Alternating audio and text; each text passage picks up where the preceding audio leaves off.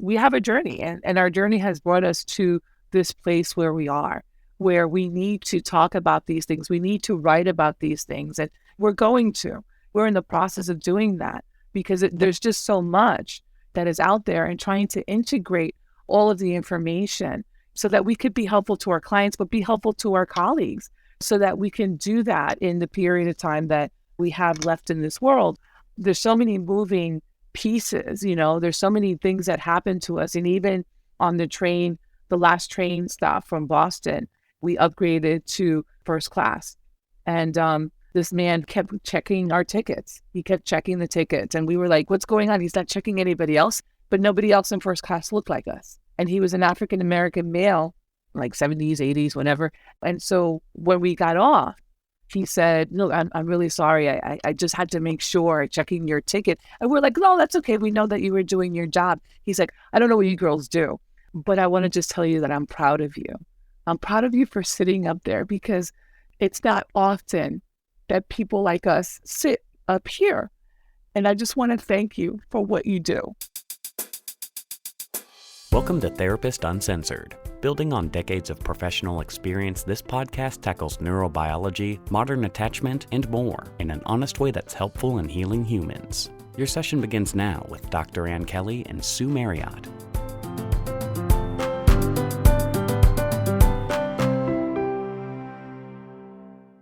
This is the second of a two-part conversation with Gliceria Pérez and Debra Chatman-Finley. Debra Chatman-Finley is a licensed professional counselor and national board-certified counselor in private practice in Montclair, New Jersey. She's the former director of clinical services at a domestic violence agency, and she has facilitated numerous workshops on race and trauma. There's a wonderful big list of them, including racism, culture, and dissociation, microaggressions in clinical practice, unmasking race with interracial couples, tons of really great stuff. It's an honor to have her. Also, we have Gliceria Pérez. She's a bilingual trauma-focused therapist who is a licensed social worker. She also has a private practice in New Jersey. They both have completed their certificate program in traumatic stress studies in Boston, Massachusetts. And they also are both adjunct professors at New York University, where they teach racial and social microaggressions in clinical practice. In the first episode, we were just getting going. In today's episode, we really get into the nitty-gritty. It's poignant, it's powerful, and it's an honor to bring them to you now. I'm here with Debra Chatman-Finley and Gliceria Pérez, and we're picking up with a particular group that was very influential for you. Yeah, especially when we were talking about this journey that both Gliceria and I have been on and continue. This particular women of color, and I guess we can call it a support group that we did, was perhaps for us one of the biggest, the largest, the greatest influence for me about race, how it shows up in families, how it shows up in parenting, and trauma. That, oh my gosh, there's the trauma that these women had in their history, but there wasn't a meeting where race didn't come up. So it was a group that we did, and most of the women in the group, I saw them individually. And one of them had asked, could we do a group, some kind of group? And it's like, okay, we'll do it, but I didn't want to do it alone. And so I asked Gliceria if she would join me in doing this group. We thought we were going to have set hours, but let me just say, first of all, we realized that we did not do it, the group, in a Eurocentric way at all. I think having an African-American woman and a Latina, and all the women in the group were Black. They were all pretty much professional women, educated women. And it was an interesting dynamic for Gliceria. And I wanted Gliceria because Gliceria had been doing so much work with children. And I was working with the mothers, and it would be great for them to hear from Gliceria, from the child's perspective, because some of the things that they wanted to talk about was their romantic life, work life, and their lives with their children. The first time we met, we were going to do the typical 2-hour We never really said that, but we were going to do. And I think we had coffee and cookies. Yeah, donuts or something. Or something like that. And they came in and chatted, but it wasn't comfortable, I don't think, for any of us. And then I think it was like one of the women, because of the time, it started at 6:30, something like that. They were hungry. They would say, can we order pizza or can we do this? So yeah, that's why we started to get the idea of bringing in food. And so she and I started to bring in food. I'd make a salad, and then the women started bringing in food. And if anybody saw my office, when I talk about we had a spread, we had a spread. Smorgasbord. and the interesting thing about the food was the more food, the more they shared. And it was realizing this can't feel like therapy. This cannot feel like therapy. This has to feel like a group of women, sisters. Just getting together. Together. And even the food that everybody brought in meant something. So that's kind of like how it started. Debra would bring, salad, and I would bring something else. And, but they would say, oh, I'm bringing this. Oh my God, you guys have to try this, or this Chinese food, or this, or, whatever it was. And that started the conversation. And we saw that it got richer as the food did. But it was just like, Debra was talking about it, how this was a great experience for her. I thought it was the greatest experience for me professionally, because it helped me move my thought process when it came to parents. And like Debra was saying, I was the only Latina in the room. And so I felt like, oh, wow, what can I contribute?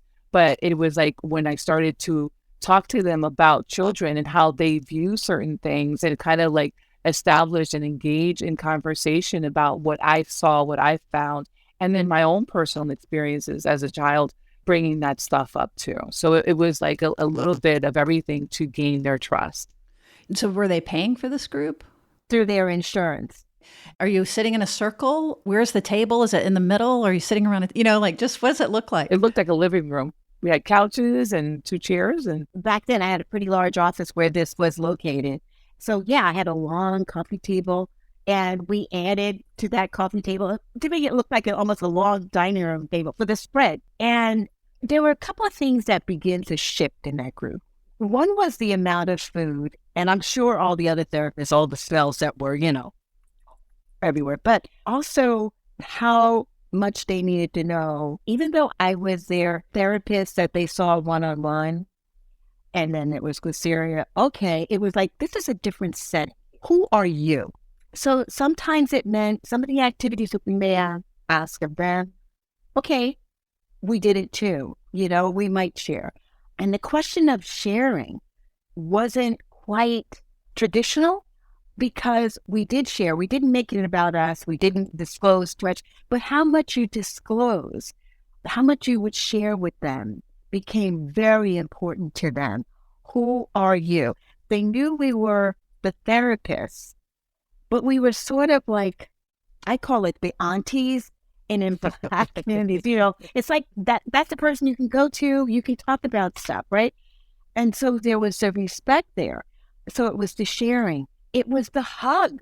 You're not supposed to, but there was no way that we can say to these women, no, sorry, you can't hug me. After they just poured out their heart, after they just shared so many intimate and difficult historical things that occurred to them as children, and then how they were parenting their children. I mean, you can't get to that deep level and not greet them or depart without a hug, or, see you next week. And just that comforting, feeling for them, that they were heard, they were seen, they were understood, and they were challenged, but in a safe environment that we really worked very hard to create, where they were free to come in and talk about whatever they wanted.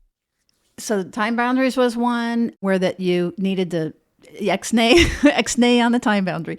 And then the food, the hugging, and then the self-disclosure is interesting too around, it sounds like part of what needed to happen is it's a anti-hierarchy, because you mentioned the word respect, and it doesn't make you not the therapist. That was so important. And I don't think Serie and I realized that we did that.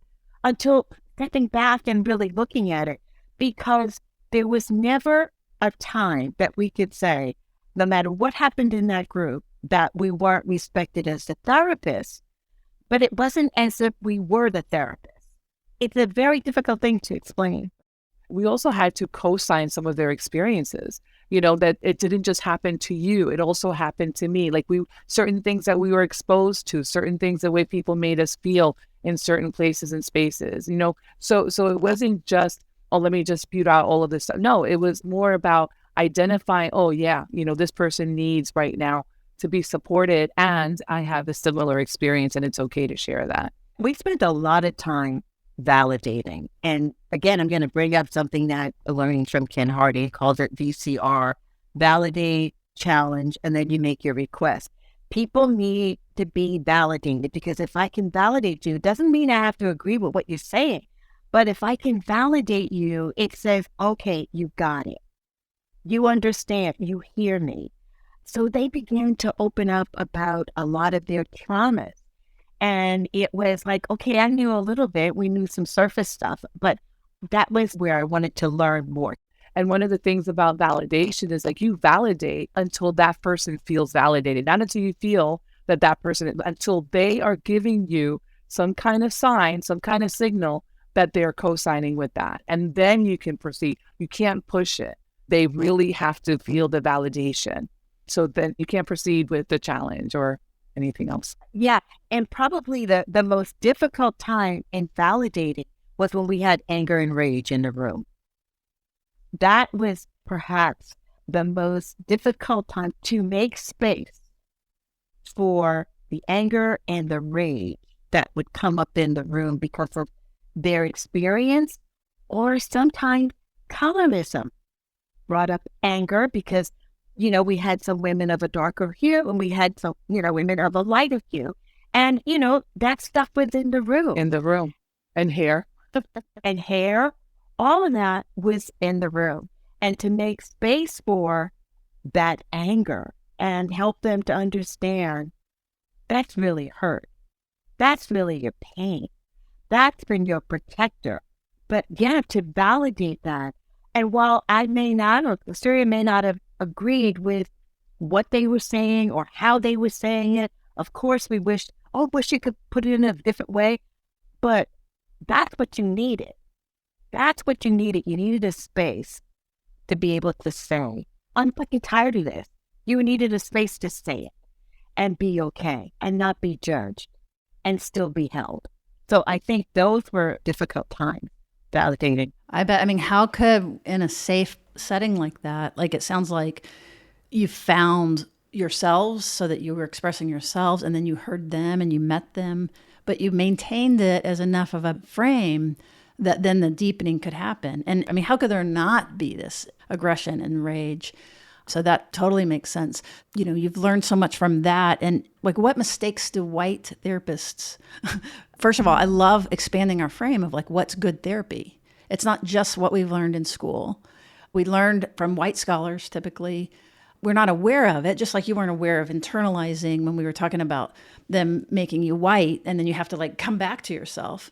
So we're not aware of it. But what are other things? Like, because one of the things you had mentioned before was that they also spoke to you about what it was like to see white therapists and the difference.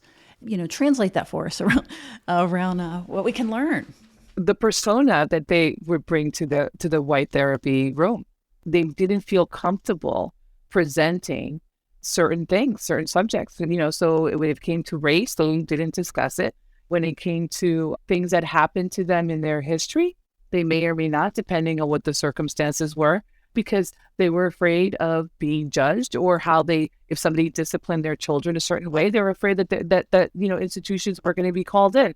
So there was like this part of them that needed to protect themselves, wanted therapy, but needed to protect themselves. I was telling Debra that just about a few weeks ago, I had like 2 back-to-back people call me that they wanted therapy. And they said, first of all, I saw in your profile that you're Latina. And I'm like, yeah, I'm Latina. And do you sit there in therapy and just listen, or do you actually talk? I was like, wait, what are you talking about? Oh, And then they start telling you the stories about the stuff that happens, or the other stuff that happens is like when they do finally feel comfortable and are saying something, then the question that comes back to them is, well, are you sure that that's what they meant? Are you sure that that happened? So again, questioning them. These are the kinds of things that happen. And those are the kinds of things that we heard all the time from these clients in the group as well as outside of the group.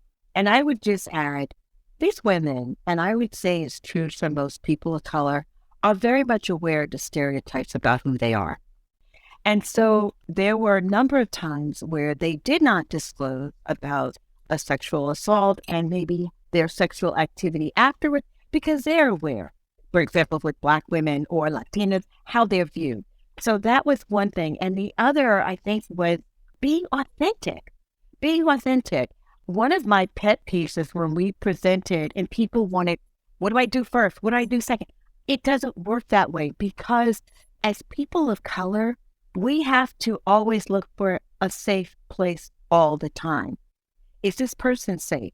Am I going to experience racism? Am I going to experience racial microaggression? What am I going to experience from this person? And just because you're the therapist doesn't mean that those thoughts don't go away.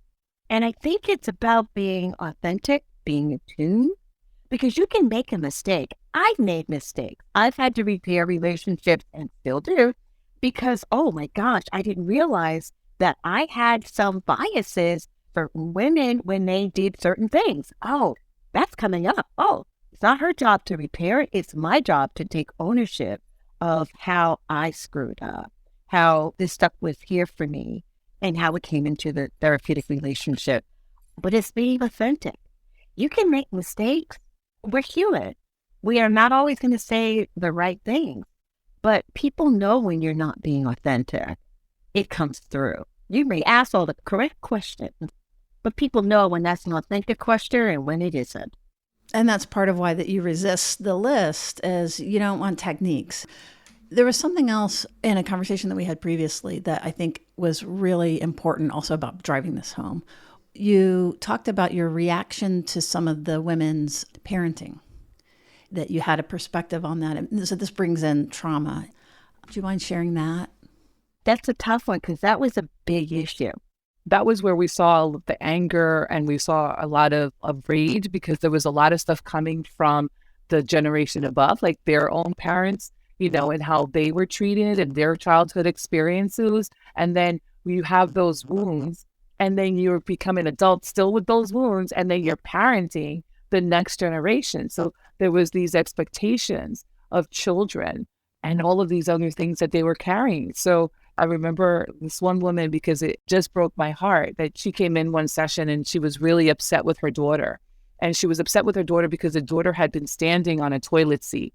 And we're like, okay, why would she be standing on the toilet seat? Oh, because she wanted to look in the mirror. Why would she look in the mirror on the toilet? Because it was the only mirror that they had in the home.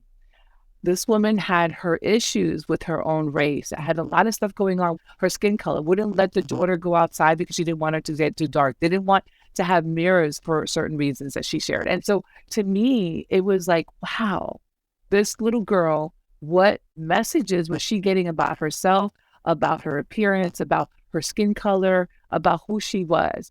And if you stay with that person and that example, so here we have the colorism issue there, right? But this was also a person that was going through some questioning about her ability in a white workplace. And so they didn't always leave that at work. And a lot of times, most of the women worked in white spaces and feeling invisible, feeling not heard, feeling disrespected, not of value. And what we began to realize, it's like, okay, I was ignored there. No one's listening to me over here in that place. And it was sort of like, well, I'll be damned if I'm going to come home and you are not going to listen to me. So they were carrying all of that into the home and with their kids, in addition to their own trauma history. And so the parenting, I could see how other people would pathologize these women, and we didn't want to pathologize them. It's like, because talk about women who love their children, would do anything for them. But if you heard sometimes the way that they would talk and what would happen, you would think otherwise. And part of the group was talking about what it means to be in these white spaces, how it does make you begin to question you. I always used to love to share with them one of my favorite quotes by Maya Angelou. She used to say, don't go through life carrying two catcher's mitts. One, because you're carrying everybody else's stuff. It doesn't belong to you. And helping them understand and making a safe place where they could talk about racism. They needed to talk about it.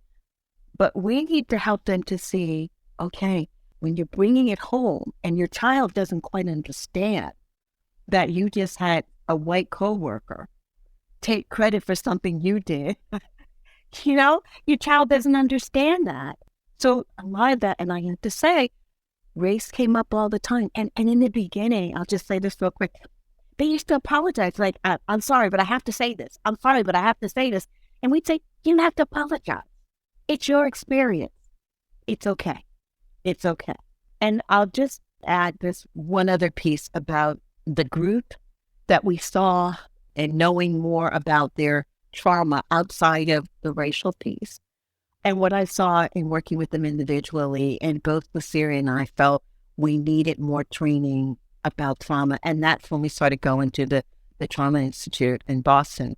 And for me, I saw the way that these women would dissociate, because the dissociation was with an attitude.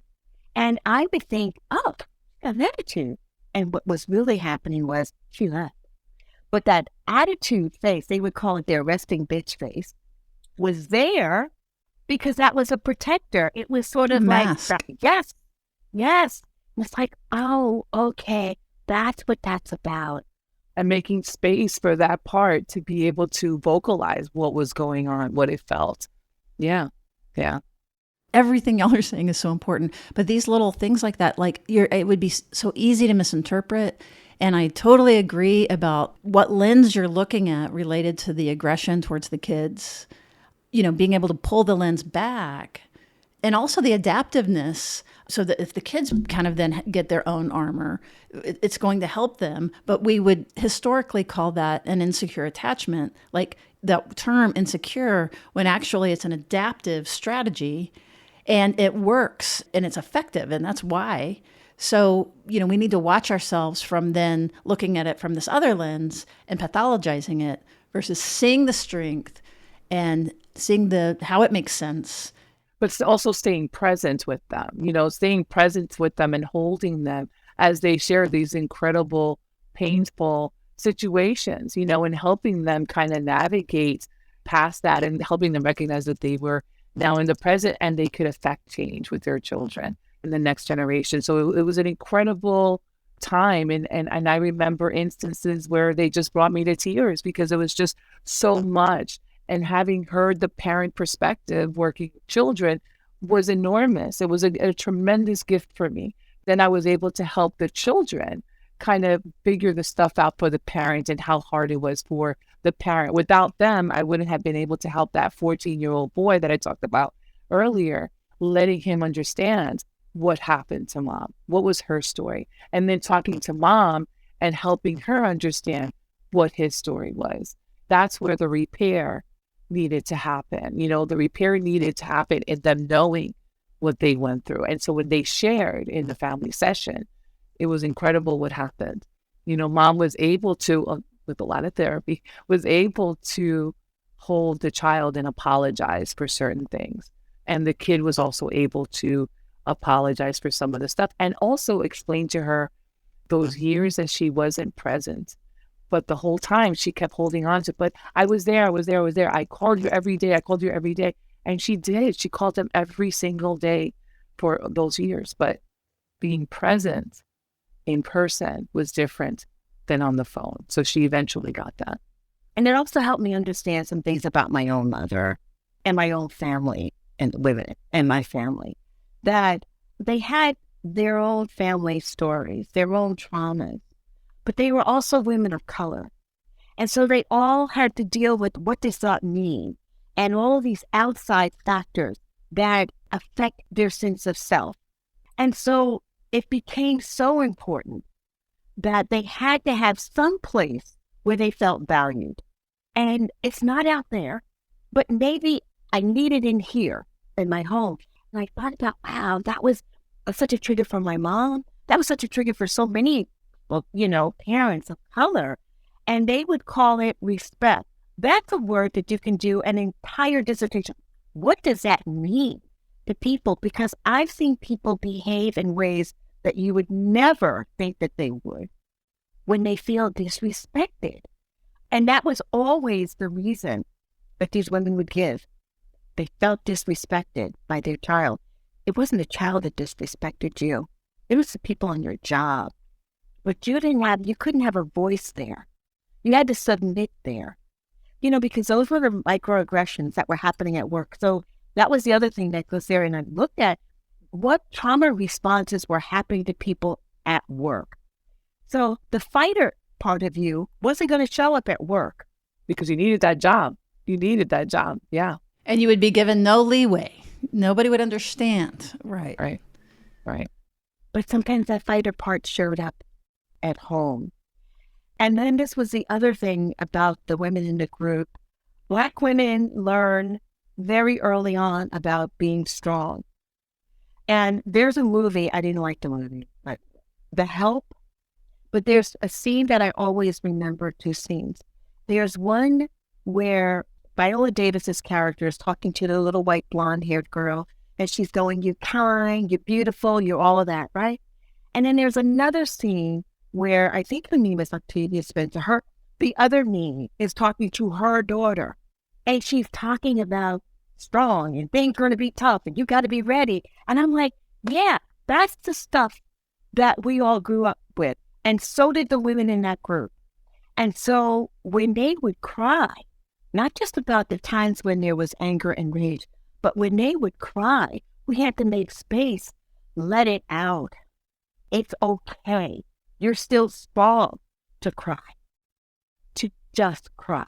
And as they got more used to us and everything else, because one of the things that we would do is do a check-in. So we would, hey, so-and-so, how are you doing? How was your week? It was like, I'm good.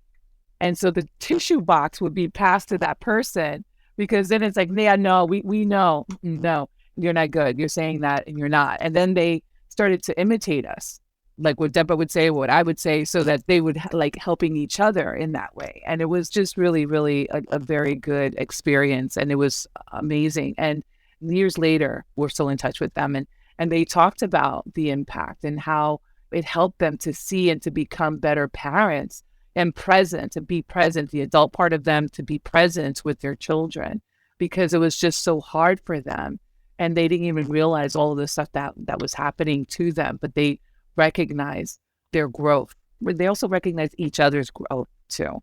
The more we understood and learned about trauma in parts, we were able to share and integrate that in our work with these women and help them to even understand that angry part, that's a part. That's just a part of you. It's a protector.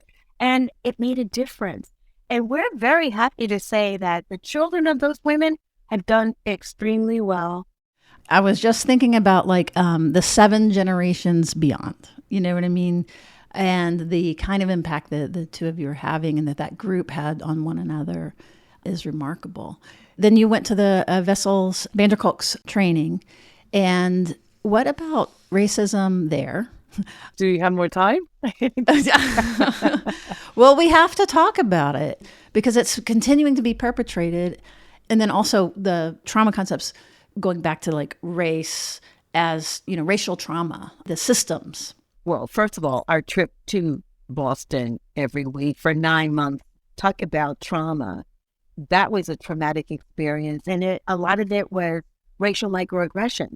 Could you give just a couple of examples? I think this is an example of the differences. We have both women of color, but the differences in my being Black and Gliceria being a Latina. You want to tell about on the train? Yeah, the first ride that we took, I, was pulling my little luggage piece, and I noticed that people weren't moving, and I didn't know why, and I was getting really annoyed and whatever. And so I said something to Debra, and she was like, "Oh yeah, nobody's gonna move for you." And I was like, "Wait, why not? I'm coming in with the thing." And she's like, "Yeah, nobody's gonna move for you." So the second time that we went on the train, the same thing happened. And she says, watch, nobody's going to move for you again. And I was like, what are you talking about? And I couldn't believe that nobody moved for me to be able to navigate, the aisle there on the train. You had to go around them. They wouldn't cede space. Yes. So then she's like, yeah, we move differently. White people take up space and it's okay for them to do that. And we have to accommodate them, but they won't accommodate us. I'm like, what are you talking about? My mind just blew up because it never occurred to me. And it may have happened to me in the past, but I never saw it. I never thought about it.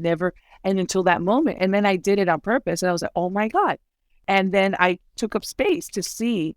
And then you're going to be perceived as aggressive. Exactly. Yeah. Every week there was a different incident. And one week we were in the car. Everybody on that particular part of the train had their computers out. And Debra and I were working and we're talking and we're laughing and whatever. And we were creating a workshop. And like 2 stops before ours, a man came over and he was getting out.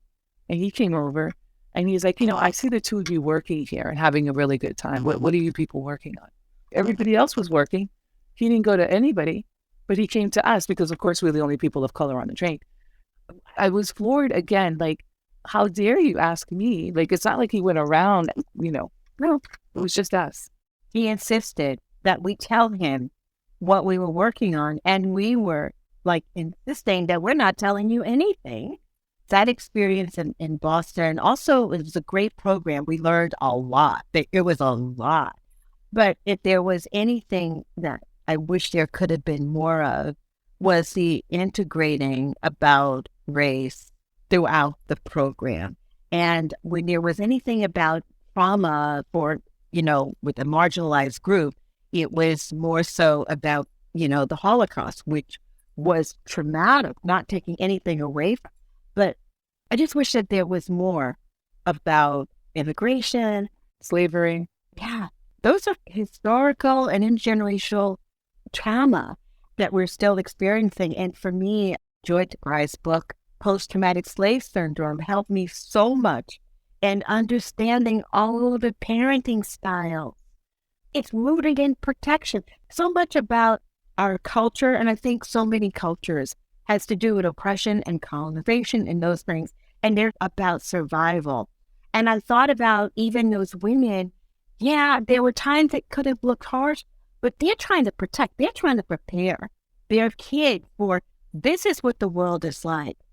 This is what the world is like.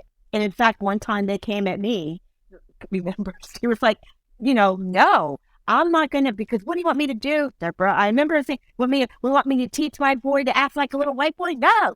That's what she said to me. And I'm like, oh, let me stop. Let me think about this. Because he's a Black child. And his life is going to be different. When he walks out there, it is going to be different when he's a teenager. We had to check ourselves because there were times when the women triggered. I got triggered. And being in touch with what was happening with me. Like, in other words, you took that. You didn't push back and say, no, that's not what I meant. You were like, oh, you're telling me something. So that's good modeling for when that happens. And then I'm also thinking about something that we often miss as we're looking and we're working really hard to expand, how we see attachment and human development. We talk about like this cultural context umbrella. And part of that umbrella is some of the stuff that y'all are both talking about protection and these cultural strengths that we might miss, but that needs to be incorporated in how we're seeing someone, whether that means that there was a cultural strength that ends up backfiring for them or just plain old pride and culture and stuff like that is part of human development. And so really incorporating those kinds of things so that we're seeing a full picture of someone. Yeah, be more curious about what their thought process is. That piece about the kid needing to respect you, because when I say no, it's no, because it's dangerous. If I'm telling you, don't go here, don't do this, it's because it's dangerous and you need to listen. It's a lot of that, like Debra was saying, protecting their child because they can't be with their child 24/7. So it's helping them do that. And Gliceria, I'm wondering, Debra's example of Black dissociation, the lens on that. Have you noticed anything related to that in the Latina community? Is there a parallel? Other than changing language, because I think that sometimes happens when they start talking about like their younger selves, or when they start talking about their grandmothers or any of their ancestors, there's a shift. And also in the Latino culture, there's a lot of spiritualism too. So you're going to get a lot of different things that happen in terms of how they practice certain religions and what happens, and disassociating that way, or just not being present, or just the whole thing about culture and how women are supposed to be, how men are supposed to be, and just all of these different things that they're navigating. So sometimes at least for me, what I've seen is because I've seen a lot of more bilingual women who have been born and raised here. But when I see the immigrant families, there's a lot of other stuff that happens for them. One of the things, Sue, that I think I've struggled with when it comes to the attachment theory, it's usually about, like, as if there was only one caregiver, maybe two. We may have multiple. There probably are multiple caregivers in the home, And it's like, I could see how that could become pathologized, because each one may have a little bit different little, twist thing they do that's different, but they all are looking out and trying to do what's best for their child. And there is a message. Yes, like some people will get the message. You can be anything you want to be, but somehow in there's a little bit of a but. Then it's all, so don't forget who you are kind of thing. But there's the whole piece about caregivers and our resources, and you can't talk about attachment and connecting without including ancestors. But people who were before us, we don't think just in terms of who's here.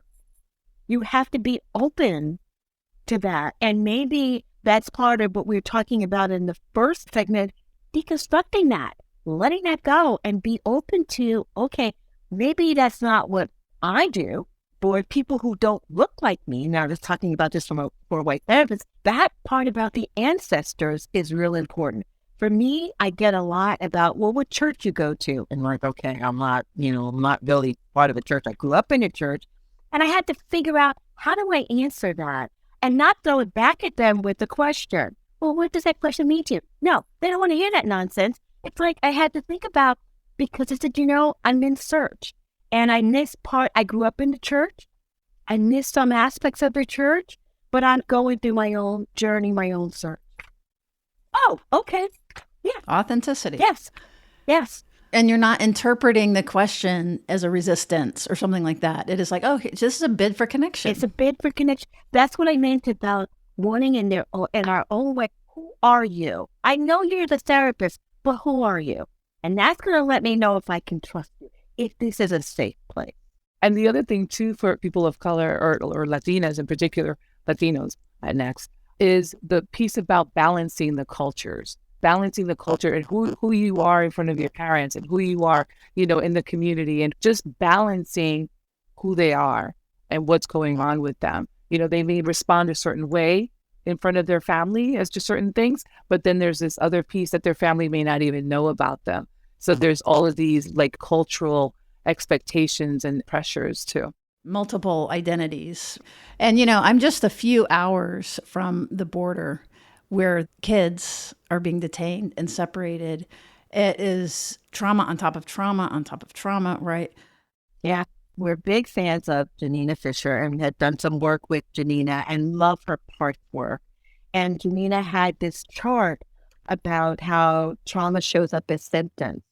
And I was very proud of how we took that chart and we thought about, yes, but so does racial trauma show up as symptoms as well, like the fear of being weak, racially hypervigilant. Racial trauma shows up as symptoms as well. And the rethinking of what I should have said, what I should have done. I just shared with Gliceria, and I had never told my husband about this. That happened to me. Years ago, my younger brother had passed away, but before he passed away, he was in the hospital, and he had been on dialysis for a number of years. And I had gone to see him. I was by myself, and he was tired. He didn't want to do it anymore. They were giving him dialysis in his hospital room, and he ripped everything out, and the blood was shooting up like a geyser. And he was telling me get out, get out. And I understand it all now. They made me leave. But when I got on the elevator, the white doctor and a white nurse got on the elevator. And the white doctor literally took a part of my hair like that and said, "What is this? I feel like I'm going to cry." And they started laughing. And they were only on the elevator like for 1 or 2 floors and they got off. And I think I realized that in that moment, I froze because I just had a traumatic moment in that hospital room with my younger brother. And then to get on the elevator and the fact that he did that. And all these years later, once I had told Gliceria about it, because something else happened that made me think about it and remember it. And then when I told my husband about it, I couldn't stop thinking about what I should have done, what I should have said. Why did I let him get away with that? And I had to work through, but you went from one traumatic situation in that hospital room with my brother to that. And then it became, what gave him the right?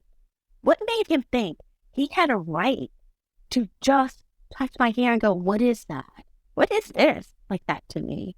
And that happens a lot, I think, with people when we go through racial microaggressions or racist things. It plays in your head over and over because it's like, oh, what I should have said, all of those things, Yeah. And it's funny because when you were talking about that, Debra, I was thinking about when we were pulled over by the police. We were driving from a phenomenal conference and we were talking about it in the car and we were getting towards Debra's exit to her house and Debra was driving. And as she was talking, she was moving her hand and she had her sunglasses in her hand. So she's talking and she says, "There's a state trooper behind us." And I said, "Oh, okay." She's like, "I think he's following us." And I was like, "Really? He's probably just going to get off." No, he got off right behind us and pulled us over. Now, this is the summer where a lot of Black men and children had been killed, right? And so I'm looking at the side mirror and he's got his hand on his gun. And my heart started racing. And all I could remember was, put your hand on the dashboard. And that's what I did. And I said, "Debra, put your hand on the dashboard." But Debra was like, "Wait, why are we getting pulled over?" And she didn't do that. And so here he comes. And I'm like, "Debra, Debra, I was really nervous because I was seeing one thing on one side. You didn't say it that calmly. You didn't say it that calmly, Gliceria. Yeah. "Debra, put your hands on the dashboard." Yeah. And she's like, "But I don't have any. We're not doing anything. What? What are we doing?" And then, of course, I was so nervous I couldn't do the window. Debra did the window. And then he was like, "License, registration, insurance." And we're like, "But what happened?" "License, registration, and insurance." And I can't tell you, my heart was pounding. He said that I was on my phone. And I said, "No, my phone is in the back seat with my purse. It's my sunglasses." But what was so scary about that is how quickly it could have escalated, how quickly he thought my phone was something else. And he kept his hand on his gun the entire time. But he didn't tell us anything until he went and checked her car. Until he checked my car. And then he followed us to where we were supposed to turn. It was so unbelievable. And we just kept saying, well, seconds, just seconds. What can happen?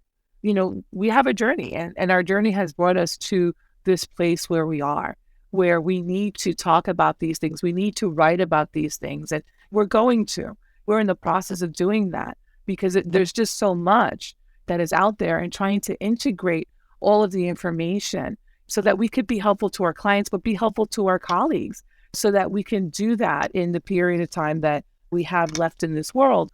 There's so many moving pieces, there's so many things that happen to us. And even on the train, the last train stop from Boston, we upgraded to first class.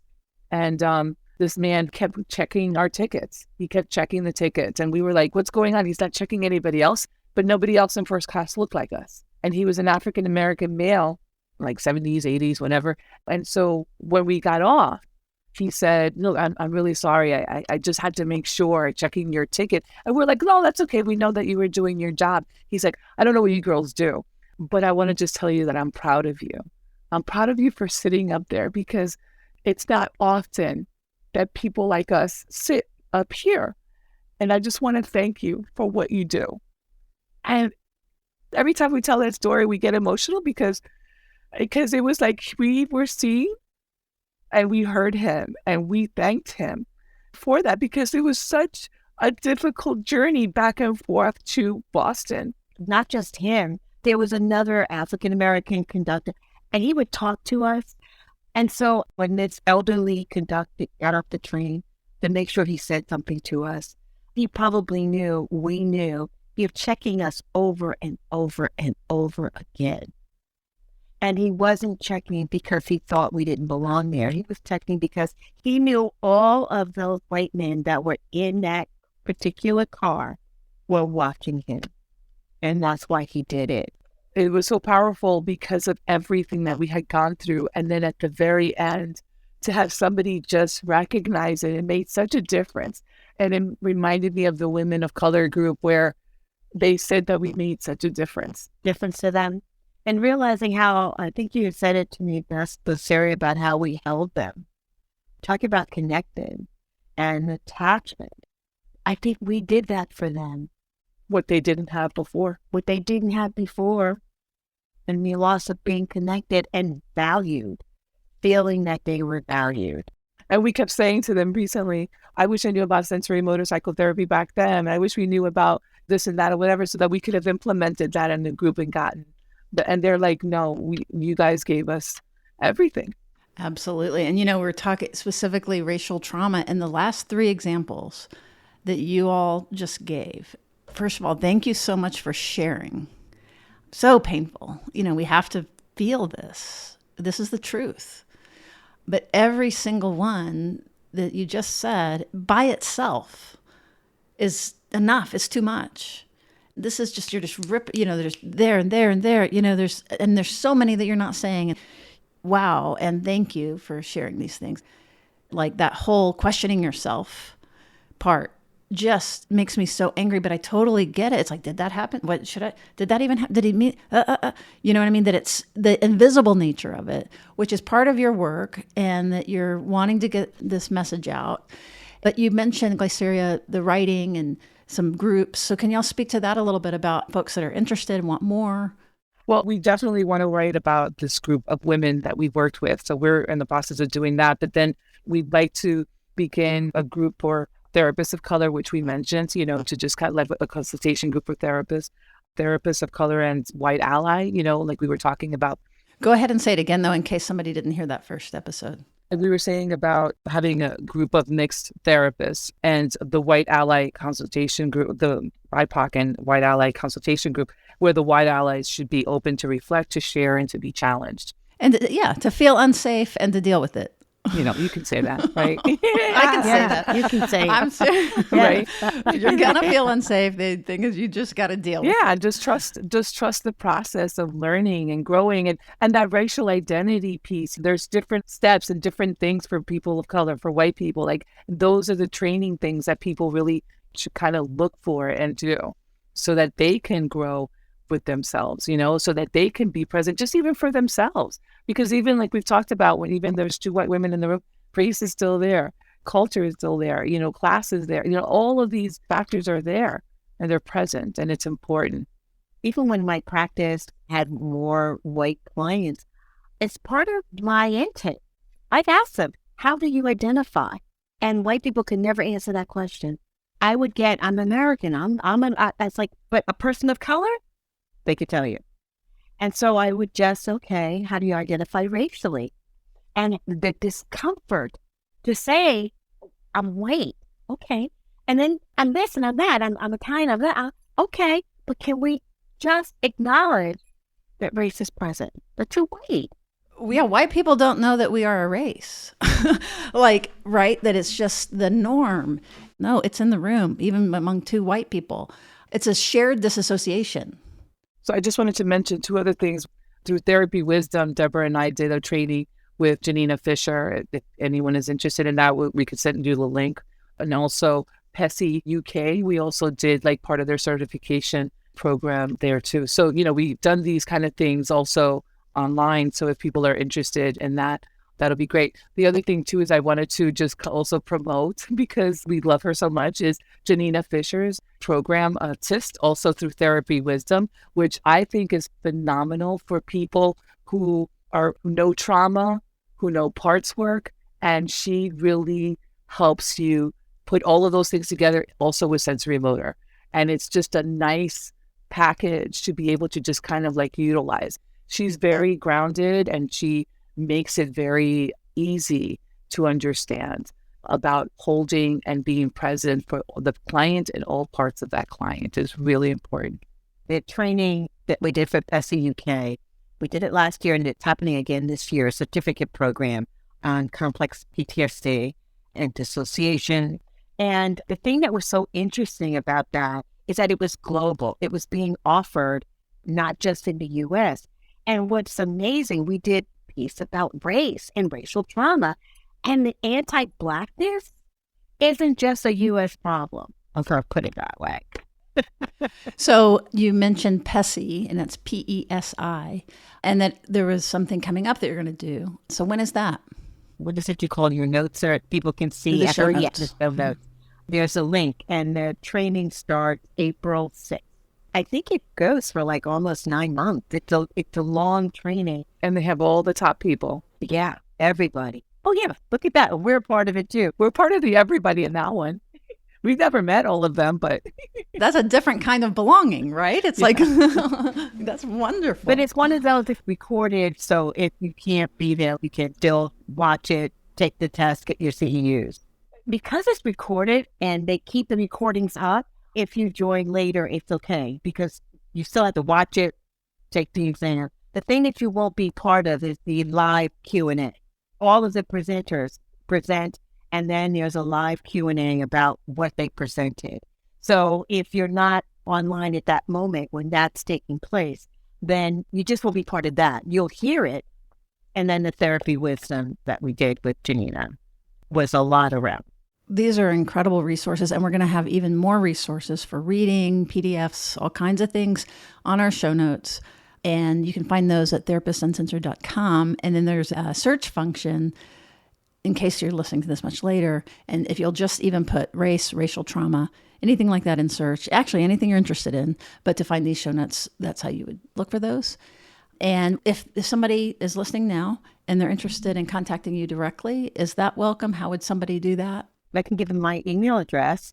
It's D as in Debra, Chatman, Chatman, Finley, Finley, all one word, D Chatman-Finley at mac.com. And Gliceria, would you like to share something like that? Or Well, my email address is gperez, Perez, LCSW @gmail.com.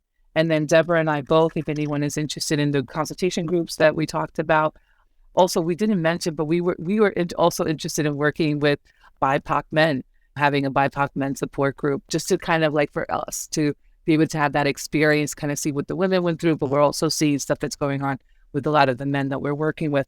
Our email address there is BIPOCing, BIPOCING,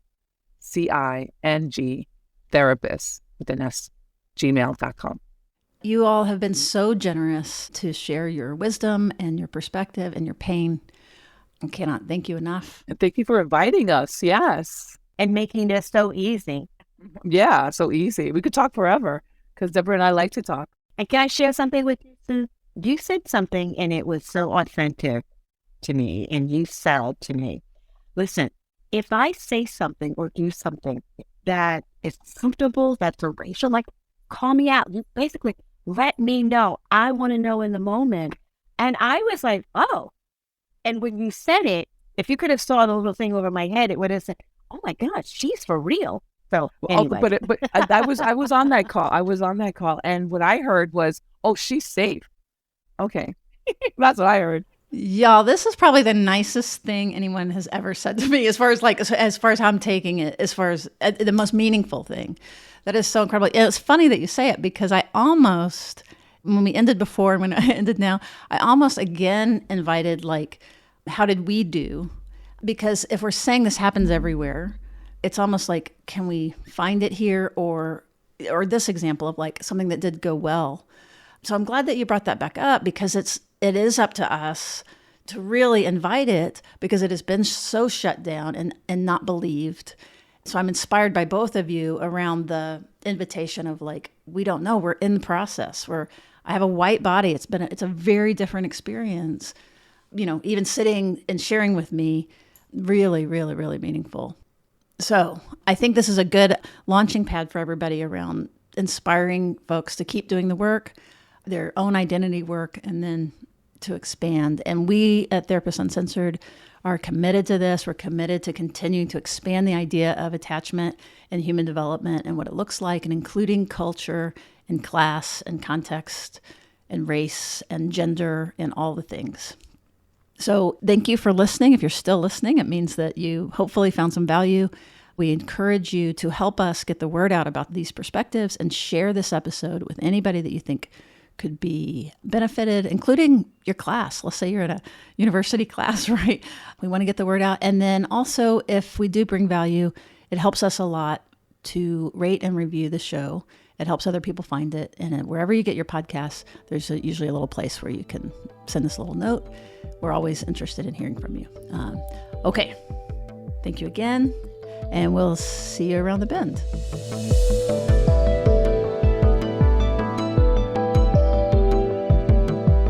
Therapist Uncensored is Ann Kelly and Sue Marriott. This podcast is edited by Jack Anderson.